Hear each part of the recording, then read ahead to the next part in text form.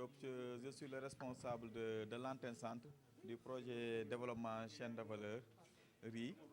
qui couvre les régions de Fatick, Kaolack et Thiès. Donc le projet, comme son nom l'indique, c'est un projet qui vise à développer la chaîne de valeur riz qui a pour objectif vraiment d'augmenter la production et la productivité du riz, particulièrement dans la zone centre où on note beaucoup de potentialités qui nous permet de produire le riz, notamment la disponibilité de plusieurs bas-fonds et une main-d'œuvre vraiment qualifiée pour pouvoir faire cette culture de riz. Donc nous, durant les 5 ans qui va venir, on va essayer d'appuyer ce secteur afin d'augmenter la production de manière substantielle dans la région de Fatick et réduire considérablement les importations de riz. Donc notre intervention va axer essentiellement sur des aménagements qu'on va faire pour réduire l'avancée du sel et aussi augmenter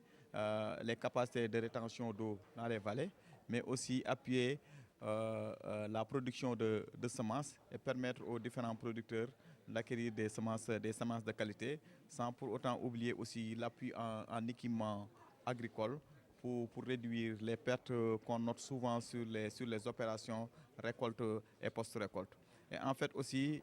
faudra dire aussi le projet aussi vise aussi à appuyer l'intégration des femmes qui sont vraiment très impliquées dans ce secteur, mais aussi des jeunes qui sont vraiment l'avenir de cette agriculture, qui sont des points vraiment essentiels qu'on compte vraiment appuyer pour pouvoir développer de manière durable la riziculture dans la zone centre. Voilà, initialement, on a prévu d'aménager plus de 7600 hectares de terres qui sont propices à la riziculture. Donc pour l'ensemble de la zone centre, que ce soit les départements de Foundiougne, de Fatick, mais aussi de Kaolack. Là, on n'a pas encore tenu de réunion, mais aussi c'est concerné. Mais aussi surtout valoriser aussi l'existant qu'on a trouvé sur place, que d'autres projets et partenaires ont été déjà aménagés. Parce que aussi, il faut dire que aussi cette synergie d'action est aussi c'est un point très important pour la réussite et la durabilité de nos interventions. Parce qu'il s'agira dans certaines zones aussi où déjà existent des aménagements, aussi d'appuyer aussi la mise en valeur. Parce que ça aussi c'est un point qu'il faudra prendre en compte dans notre intervention. Voilà, en fait, le projet a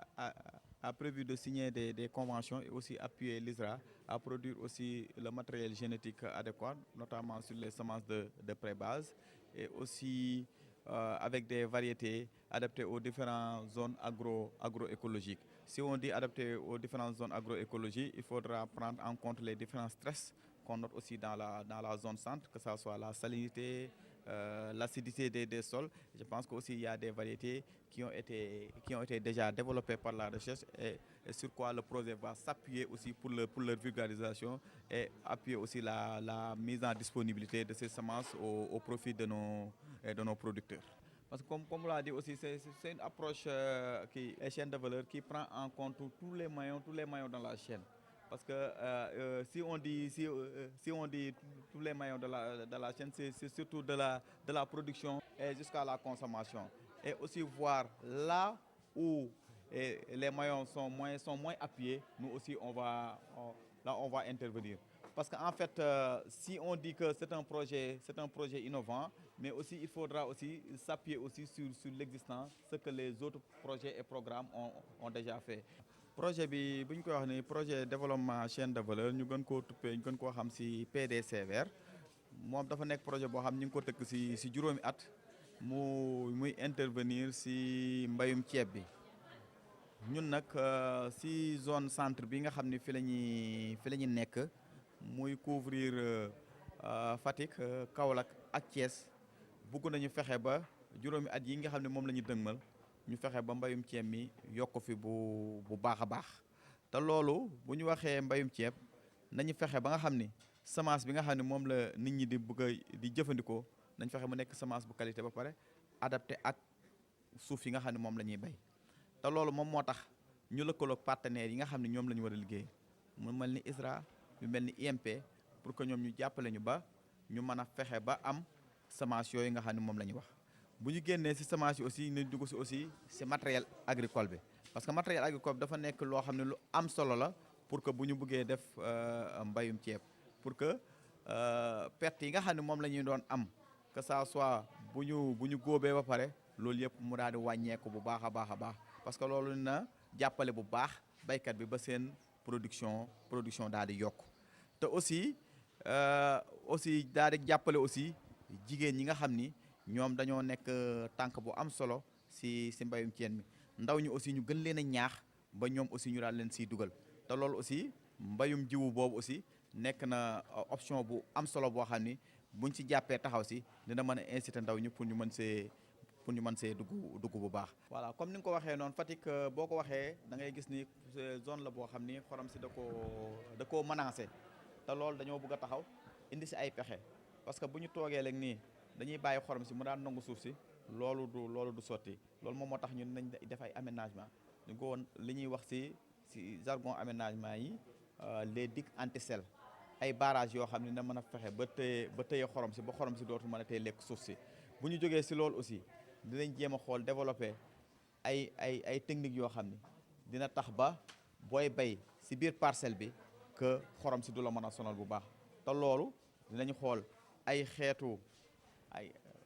engrais yoo xam ne dañ koy indi ñu ne ko phosphogypse ko daracide bi ak xeetu jiwu yoo xam ni day xaw a nangu xorom loolu moom moo tax ñu ni nañ si indi ay jéego yu am solo boole si aussi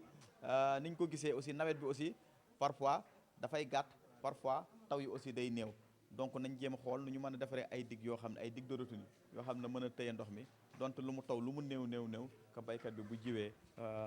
kii ceebam dina mën a dem ba egg ba mu ko mën koo góob. Comme vous venez de le constater, donc nous venons de clôturer la réunion du CRD axée sur le lancement du projet de développement de la chaîne de valeur riz. Je dois avouer que c'est un sentiment de grande satisfaction qui nous anime actuellement parce qu'aujourd'hui, Fatick est ciblé donc dans le cadre de ce projet. Comme cela a été défini en 2019, ce projet devrait nous permettre vraiment donc de réduire de manière significative les importations en riz parce que nous savons que notre pays vraiment dépend largement de ces importations-là. Donc le but de la manœuvre aujourd'hui, c'est d'inviter les producteurs vraiment à aller dans ce sens-là, à véritablement produire de sorte vraiment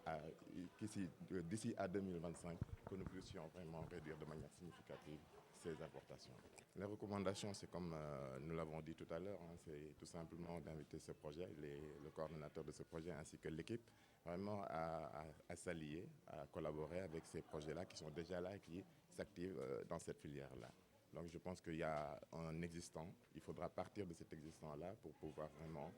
améliorer la mise en œuvre de ce projet-là. Donc comme ni nga ko waxee rek ñu ngi génn ci réunion bi nga xamante ne solo bi moo nekkoon lancé li nga xamante ne moom mooy projet de développement de la chaîne de valeur riz.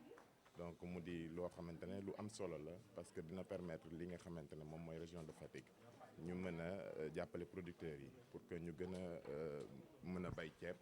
te que mbayum ceeb googu tamit mën ñu jàppale au niveau national pour que ñu réduire li nga xamante ne moom mooy importation yi en riz.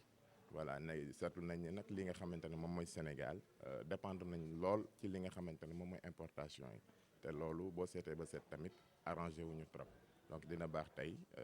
projet bu mel nii ñu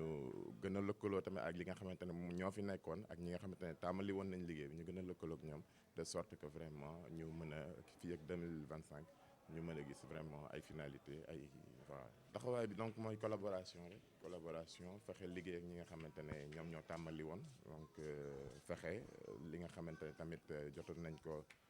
tàmbali ñu gën cee góorgóorlu fexe donc li nga xamante ne moo di filière bi ñu mën cee gis vraiment ay avancées fii nii ci Fatick.